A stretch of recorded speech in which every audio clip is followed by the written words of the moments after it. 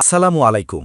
আপনারা শুনছেন সর্বশেষ আন্তর্জাতিক সংবাদ। শুরুতে শিরোনাম পরে বিস্তারিত। ফের হামলার পরিকল্পনা করছে যুক্তরাষ্ট্র, কড়া হুঁশিয়ারি ইরানের। ইরানের বিরুদ্ধে হাইপারসনিক ক্ষেপণাস্ত্র মোতায়েনের পরিকল্পনা যুক্তরাষ্ট্রের। ইরান নিয়ে ট্রাম্পকে নতুন পরিকল্পনা জানাল মার্কিন বাহিনী। ইরানের উপর মার্কিন হামলা নিশ্চিতভাবেই আত্মরক্ষা নয়, ইসমাইল বাঘেই। সর্বশেষ থাকছে মালয়েশিয়ায় 4 বাংলাদেশি সহ 21 জন আটক। দর্শক, শুনছিলেন সংবাদ শিরোনাম। এবার জানিয়ে দিব বিস্তারিত সংবাদ। তবে তার আগে অনুরোধ থাকবে ভিডিওটিতে একটি লাইক দিন এবং ভিডিও সম্পর্কে আপনাদের গুরুত্বপূর্ণ মতামত কমেন্ট করে জানিয়ে দিন। যুক্তরাষ্ট্র নতুন করে সামরিক হামলার পরিকল্পনা করছে এমন শঙ্কার মধ্যেই পাল্টা দীর্ঘস্থায়ী ও বেদনাদায়ক আঘাত হানার হুঁশিয়ারি দিয়েছে ইরান। একই সঙ্গে হরমুজ প্রণালীর ওপর নিজেদের নিয়ন্ত্রণের দাবি পুনর্ব্যক্ত করেছে তেহরান, যা এই গুরুত্বপূর্ণ জলপথ সচল করতে যুক্তরাষ্ট্রের উদ্যোগকে আরও জটিল করে তুলেছে। বৃহস্পতিবার 30 এপ্রিল ইরানের শীর্ষ কর্মকর্তারা এ সতর্কবার্তা দেন বলে জানিয়েছে সংবাদ সংস্থা রয়টার্স।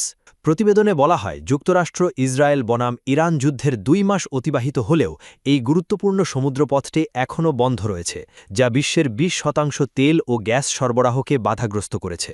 এর ফলে বিশ্বব্যাপী জ্বালানি তেলের দাম বৃদ্ধি এবং অর্থনৈতিক মন্দার ঝুঁকি নিয়ে উদ্বেগ গড়ীভূত হয়েছে।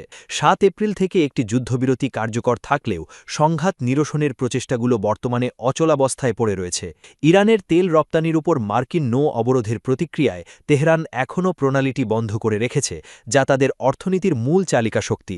রয়টার্সকে একটি মার্কিন কর্মকর্তা জানিয়েছেন, ইরানকে আলোচনার টেবিলে বাধ্য করতে দেশটিতে নতুন করে ধারাবাহিক সামরিক হামলার পরিকল্পনার বিষয়ে বৃহস্পতিবার মার্কিন প্রেসিডেন্ট ডোনাল্ড ট্রাম্পের একটি ব্রিফিং নেওয়ার কথা ছিল। এ ধরনের বিকল্পগুলো দীর্ঘকাল ধরে মার্কিন পরিকল্পনার অংশ হলেও বুধবার প্রকাশিত অ্যাক্সিওসের প্রতিবেদনটি বাজারে আসার পর তেলের দাম ব্যাপকভাবে বৃদ্ধি পায়। এক পর্যায়ে ব্রেন্ট ক্রুড তেলের দাম ব্যারেল প্রতি $126 ছাড়িয়ে গেলেও পরবর্তীতে $114 আশেপাশে নেমে আসে। ইরানের সরকারি সংবাদ সংস্থা ইরনার প্রতিবেদনে অনুযায়ী পররাষ্ট্র মন্ত্রণালয়ের পাতাত্র মুখপত্র ইসমাইল বাগাই বৃহস্পতিবার সন্ধ্যায় বলেছেন, মার্কিন আলোচনার দ্রুত ফলাফল আশা করা বাস্তবসম্মত নয়। তিনি বলেন, মধ্যস্থতাকারী যেই হোক না কেন, খুব অল্প সময়ে ফলাফল পাওয়ার আশা করা আমার মতে বাস্তবসম্মত নয়। এদিকে বৃহস্পতিবার রাতে তেহরানের কিছু এলাকায় বিমান প্রতিরক্ষা ব্যবস্থার সক্রিয়তার শব্দ শোনা গেছে বলে জানিয়েছে Mehr news agency. Tasnim news agency জানিয়েছে, প্রতিরক্ষা ব্যবস্থাগুলো ছোট ড্রোন এবং মনুষ্যবিহীন নজরদানি বিমানকে লক্ষ্য করে পরিচালিত। এদিকে আঞ্চলিক পরিস্থিতির কথা উল্লেখ করে সংযুক্ত আরব আমিরাত তার নাগরিকদের ইরান, লেবানন ও ইরাক ভ্রমণে নিষেধাজ্ঞা জারি করেছে এবং বর্তমানে সেখানে অবস্থানরতদের অবিলম্বে দেশে ফেরার নির্দেশ দিয়েছে। ট্রাম্প বৃহস্পতিবার সাংবাদিকদের কাছে আবারও পুনর্ব্যক্ত করেছেন, ইরানকে পারমাণবিক অস্ত্র তৈরি করতে দেওয়া হবে না। তিনি আরও বলেন, যুদ্ধ শেষ হবার মাত্রই পেট্রোলের দাম দ্রুত নেমে পড়ে যাবে, যা আগামী নভেম্বরের মধ্যবর্তী নির্বাচনের আগে তার রিপাবলিকান পার্টির জন্য একটি বড় উদ্বেগের বিষয়। ইরানের বিরুদ্ধে মানবাধিকার লঙ্ঘনের অভিযোগ পুনর্ব্যক্ত করলেও ট্রাম্প বলেছেন, ফিফা প্রেসিডেন্ট জান্নি ইনফ্যান্টিনোর সশক্ত অবস্থানের পর আসন্ন ফুটবল বিশ্বকাপে ইরানের অংশগ্রহণ নিয়ে তার কোনো আপত্তি নেই। ইরানের দীর্ঘ ও বেদনাদায়ক হামলার সতর্কবার্তা।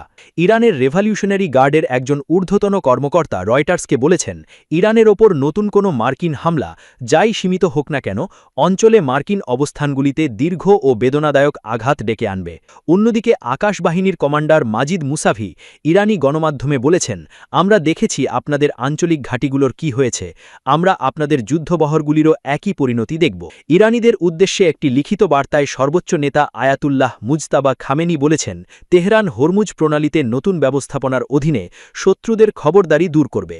তিনি ইঙ্গিত দেন, তেহরান এই জলপথের ওপর তার নিয়ন্ত্রণ বজায় রাখতে চায়। তিনি বলেন, হাজার হাজার কিলোমিটার দূর থেকে আসা বিদেশিদের জন্য এখানে সাগরের তলদেশ ছাড়া আর কোনো জায়গা নেই।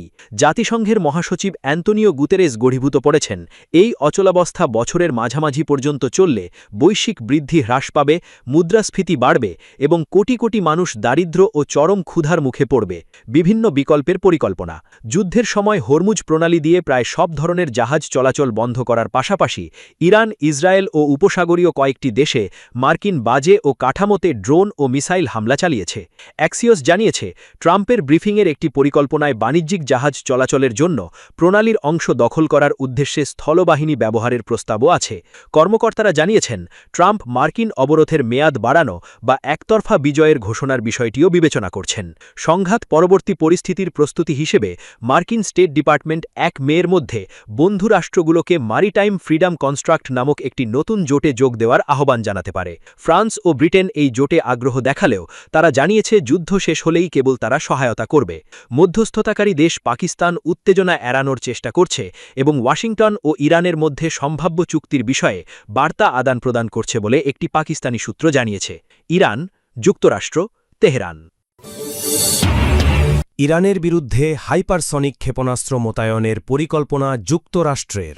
ইরানের বিরুদ্ধে অত্যাধুনিক হাইপারসনিক ক্ষেপণাস্ত্র ডার্ক ঈগল মোতায়েনের কথা ভাবছে যুক্তরাষ্ট্র। মার্কিন সেন্ট্রাল কমান্ড এরই মধ্যে এই শক্তিশালী অস্ত্র ব্যবহারের অনুমতি চেয়ে আবেদন করেছে। মূলত ইরানের গভীরে অবস্থিত ব্যালিস্টিক ক্ষেপণাস্ত্র উৎক্ষেপণ কেন্দ্রগুলোতে আঘাত হানতে চায় তারা। মার্কিন সংবাদ মাধ্যম ব্লুমবার্গের এক প্রতিবেদনে এমনটা জানানো হয়েছে। অনুমোদন পেলে যুক্তরাষ্ট্র প্রথমবারের মতো মধ্যপ্রাচ্যে হাইপারসনিক ক্ষেপণাস্ত্র মোতায়েন করবে। রাশিয়া এবং চীন তাদের নিজস্ব প্রযুক্তির হাইপারসনিক ক্ষেপণাস্ত্র মোতায়েন করলেও এক্ষেত্রে ওয়াশিংটন অনেক পিছিয়ে আছে। এমনকি এটাকে এখনও তারা পুরোপুরি সক্রিয় বলেও ঘোষণা করেনি।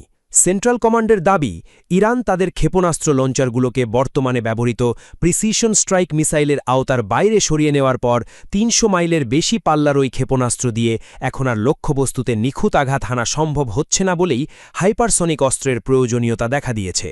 তবে মার্কিন প্রশাসন এ বিষয়ে এখনও চূড়ান্ত কোনো সিদ্ধান্তের জানায়নি। গত ২৮ ফেব্রুয়ারি থেকে ইরান বিরোধী যুদ্ধ অভিযান শুরু করে যুক্তরাষ্ট্র এবং ইসরায়েল। প্রায় ৫ সপ্তাহ সংঘাতের পর গত মাসের ৮ এপ্রিল ২ সপ্তাহের যুদ্ধবিরতি কার্যকর হয়। এরপর নতুন করে আলোচনা শুরু হলেও এক পর্যায়ে তা থমকে যায়। ইরান নতুন করে আলোচনায় বসতে অস্বীকৃতি জানালেও গত ২১ এপ্রিল যুদ্ধবিরতির মেয়াদ অনির্দিষ্টকালের জন্য বাড়ান প্রেসিডেন্ট ডোনাল্ড ট্রাম্প। ইরান বারবার বলছে, হরমুজ প্রণালী এবং ইরানি বন্দরগুলোর উপর আরোপিত নৌ অবরোধ তুলে না নেওয়া পর্যন্ত কোনো আলোচনা নয়। চলতি সপ্তাহে পাকিস্তানের মাধ্যমে যুক্তরাষ্ট্রের কাছে নতুন একটি প্রস্তাব দেয় তেহরান। প্রস্তাবে যুদ্ধাবসানের বিনিময়ে হরমুজ প্রণালী পুনরায় খুলে দেওয়ার কথা বলা হয় এবং তেহরানের পারমাণবিক কর্মসূচি নিয়ে আলোচনা পরবর্তী কোনো তারিখে অনুষ্ঠিত হবে বলে জানানো হয়। তবে ইরানের দেওয়া নতুন প্রস্তাব প্রত্যাখ্যান করেন ট্রাম্প। তিনি সাফ জানিয়ে দেন, পরমাণু চুক্তি না হওয়া পর্যন্ত নৌ অবরোধ বহাল থাকবে। গত বুধবার ২৯ এপ্রিল মার্কিন সংবাদ মাধ্যম অ্যাক্সিওসকে এক সাক্ষাৎকারে তিনি জানান, ইরান তার পরমাণু কর্মসূচি ত্যাগ করতে এবং ওয়াশিংটনের উদ্বেগের সমাধান করতে রাজি না হওয়া পর্যন্ত কোনো শান্তি চুক্তি হবে না। ততক্ষণ পর্যন্ত ইরানের উপর নৌ অবরোধও বহাল থাকবে। আলোচনায় অচলাবস্থা ভাঙার আশায় মার্কিন সেন্ট্রাল কমান্ড ইরানের উপর একটি স্বল্প এবং শক্তিশালী হামলার পরিকল্পনা প্রস্তুত করেছে বলে জানায় মার্কিন সংবাদ মাধ্যমগুলো। এর মধ্যে মধ্যপ্রাচ্যে হাইপারসনিক ক্ষেপণাস্ত্র মোতায়েনের পরিকল্পনার খবর সামনে আসে। এই খবর পুরো অঞ্চলে নতুন উত্তেজনা ছড়িয়েছে। ইরান নিয়ে ট্রাম্পকে নতুন পরিকল্পনা জানালো মার্কিন বাহিনী।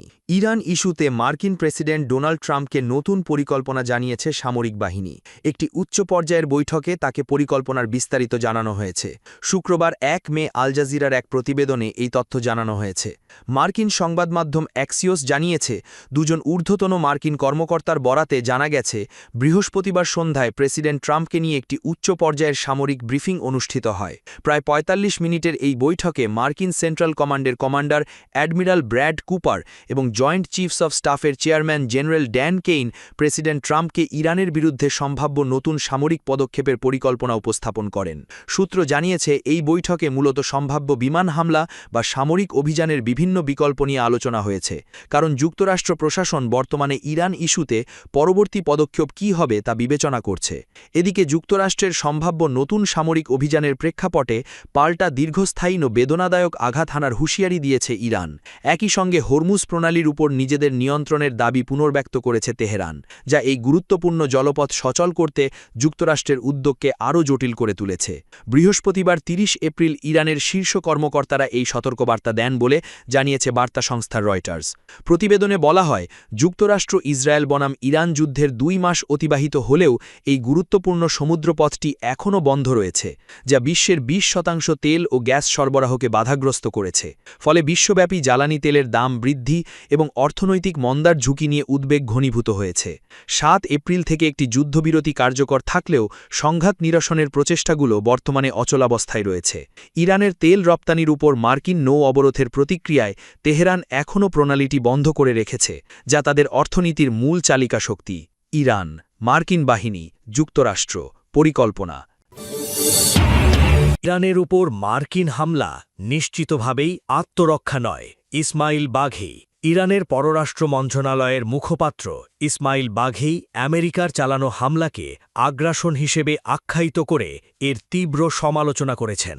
একই সঙ্গে এই হামলাকে আত্মরক্ষা হিসেবে চালিয়ে দেওয়ার মার্কিন দাবিকেও চ্যালেঞ্জ জানিয়েছেন তিনি। শুক্রবার 1 মে সামাজিক যোগাযোগ মাধ্যম এক্সে দেওয়া এক পোস্টে বাঘেই মার্কিন স্টেট ডিপার্টমেন্টের একটি নথি তুলে ধরে, যেখানে যুদ্ধের ন্যায্যতা দিয়ে বলা হয়েছে মার্কিন যুক্তরাষ্ট্র তার মিত্রদেশ ইসরায়েলের সম্মিলিত আত্মরক্ষার অনুরোধে এবং নিজের অন্তর্নিহিত আত্মরক্ষার অধিকার প্রয়োগের অংশ হিসেবে এই দ্বন্দ্বে লিপ্ত হয়েছে।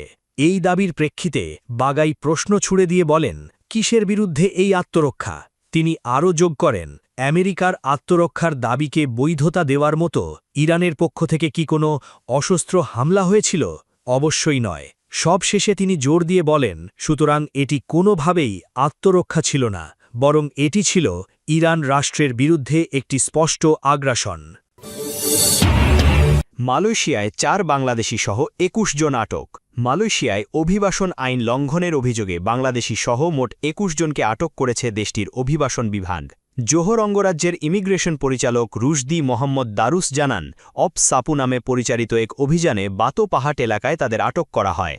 বৃহস্পতিবার 30 এপ্রিল মালয়েশিয়ার গণমাধ্যম দ্য স্টারে প্রকাশিত এক প্রতিবেদনে জানানো হয়, একটি নির্মাণাধীন প্রকল্পে অবৈধভাবে বিদেশি নাগরিকদের অবস্থান ও কাজ করার অভিযোগে গোয়েন্দা তথ্যের ভিত্তিতে এই অভিযান চালানো হয়। অভিযান চালানোর সময় সবাই তাদের কক্ষে বিশ্রাম নিচ্ছিলেন। হঠাৎ অভিযানে কয়েকজন পালানোর চেষ্টা করলেও শেষ পর্যন্ত তারা ব্যর্থ হন। আটক 21 জনের মধ্যে 3 জন নারী রয়েছেন। তাদের মধ্যে 17 জন ইন্দোনেশিয়ার এবং 4 জন বাংলাদেশি নাগরিক। প্রাথমিক যাচাইয়ে দেখা গেছে তাদের কারও বৈধ ভ্রমণের কাগজপত্র নেই। অনেকে নির্ধারিত সময়ের বেশি অবস্থান করছিলেন। আটক ব্যক্তিদের বয়স 19 থেকে 54 বছরের মধ্যে। তাদের বিরুদ্ধে 1959/63 সালের অভিবাসন আইনে তদন্ত চলছে। পরবর্তী জিজ্ঞাসাবাদের জন্য সেতিয়া ট্রপিকা ইমিগ্রেশন ডিপোতে রাখা হয়েছে তাদের। এদিকে বৈধ কাগজপত্র ও কাজের অনুমতি ছাড়া বিদেশি কর্মী নিয়োগ দেওয়া প্রতিষ্ঠান ও মালিকদের বিরুদ্ধেও কঠোর ব্যবস্থা নেওয়া হবে বলে সতর্ক করেছে কর্তৃপক্ষ। মালয়েশিয়া, বাংলাদেশি, অবৈধ, অভিবাসী।